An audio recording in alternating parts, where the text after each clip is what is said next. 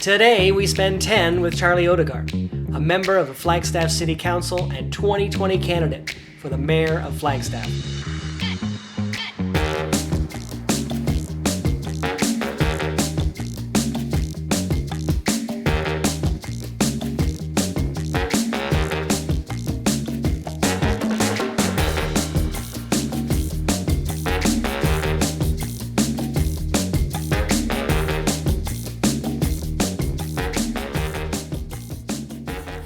Welcome to 10 with Palm, a series created to dialogue for 10 minutes with community leaders and others of influence throughout Arizona. My name is Dan Palm, and earlier today I spoke with Charlie Odegaard, a third-generation business owner and member of the Flagstaff City Council since 2016, who is also on the ballot in 2020, this time for an opportunity to serve as the Mayor of Flagstaff. Hello, Councilman Odegaard. Great to have you on today and speaking with us about the challenges facing Arizona and Flagstaff. We're in the midst of a global health pandemic, and these are really challenging times. And I wonder if you could speak to the kind of decisions that you think Flagstaff needs to be making in the coming years that will help ensure our long-term economic security. Well, thank you. Yes, as you just mentioned, we're in a very tight global pandemic that's adversely affected our economy. Whether here locally in Flagstaff or the state of Arizona or even nationally and, of course, globally, of course. As far as here in the city of Flagstaff and our community, we definitely have to be forward-thinking towards the future.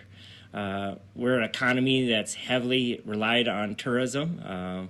We're very blessed to have a very iconic attraction right in our backyard, basically, with the Grand Canyon.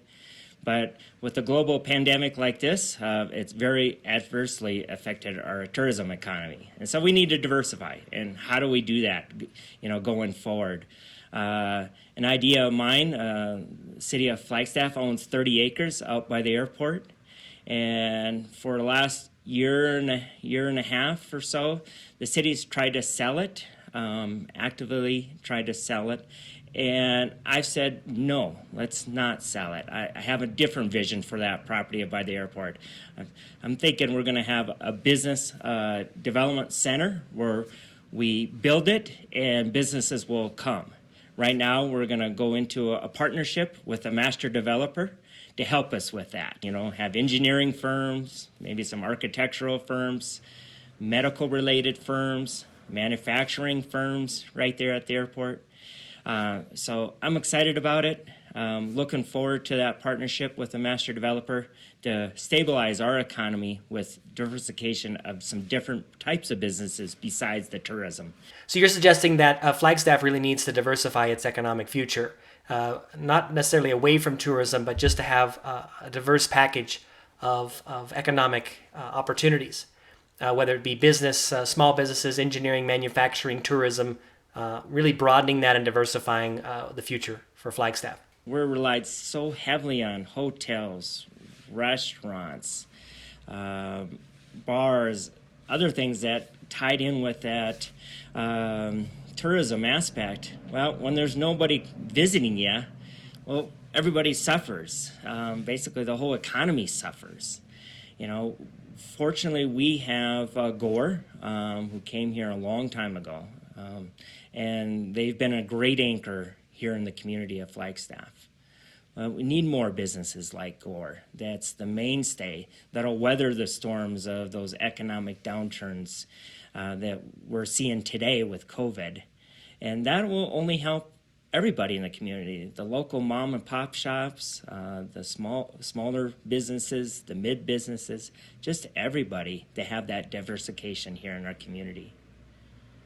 You've been in the City Council since 2016. What would you say is one or two of your accomplishments that you're most proud of since you were elected to the Flagstaff City Council? Well, thank you for that. When I ran in 2016, one of the promises I made among the community members is I would provide good governance and I would just not be a warm seat on Tuesday evenings when we have our council meetings. So I've been very active, involved when I got elected, I asked people what are some things the community's been wanting and what has the organization been wanting for the community and delivering services and providing better community here in Flagstaff. Yes, we've done the bridge project over there on I-40. It's the 4th Street Bridge project. Worked on that for a year and a half of advocating with the ADOT board, traveling throughout the state of Arizona, driving my 2002 Ford pickup with almost 300,000 miles and praying it would get back up the hill to Flagstaff. And after a year and a half of driving around, we have a project that people are seeing today and very excited about it. The Real Day Flood Control Project, so many other things, the Veterans Home that's happening here up on the Mesa. But, at the end of the day, these projects are all great, many great things that are happening. But at the end of the day, I want everybody to know, while in my service on the City Council, I cared about everybody. If you could take a moment just to share about the business that's behind you, that you're a third-generation business owner here in Flagstaff. What does that mean to you, and what have you learned from that? And tell us a little bit about the business that you have there. Yeah, thank you. Yes, I'm a third-generation business owner right here in Flagstaff. My grandparents started our business in 1969 that year. So we've been in business for over 50 years. And, I've worked in the business ever since I was a little kid. Grandma would have me go do an errand or have me get this for her, take this across the street in the Babbitt's department store. There was an alterations person upstairs at the Babbitt's department store right across the street there on San Francisco Street. And so I grew up in the business, been working very hard at the business ever since I got out of high school.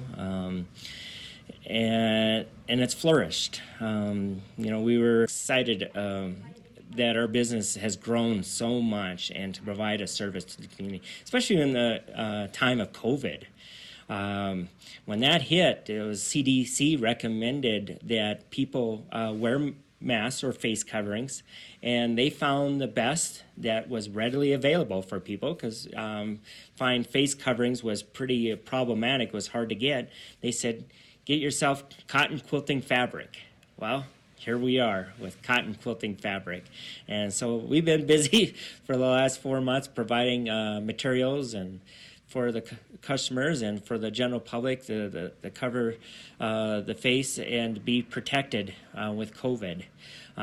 We offer free masks here at the store. Anybody can walk through that door and ask for a free mask, and we're happy to hand it out, whether it's adults or children, because we're finding the generalization of face masks doesn't cover especially our smaller members in our community, and so we have all kinds of different sizes to take care of everybody. So glad to be here and glad to provide the service for the community in all Arizona. What would you say that a Flagstaff under Mayor Odegaard would look like, and what would you hope to accomplish if you're chosen as the next mayor of Flagstaff? Well, the first thing I want to do is get a good handle on all services that the City of Flagstaff organization provides to the community. I always love being in the community because I find out what's happening and what needs to be happening.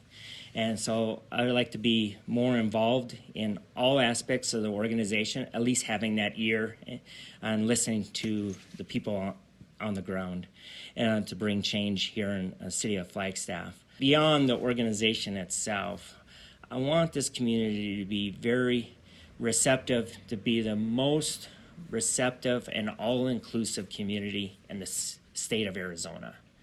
We are very blessed to have a very diverse community, and I'd like to promote that and for people to accept that and be the shining light that we're here on the hill next to the beautiful mountains that we have. Thank you, Councilman Odegaard, for speaking with us today. I encourage each of you to join the conversation by liking this page and suggesting others in Arizona that I might speak with in future episodes. My name is Dan Palm. Stay tuned for more interviews with community leaders and others of influence throughout Arizona.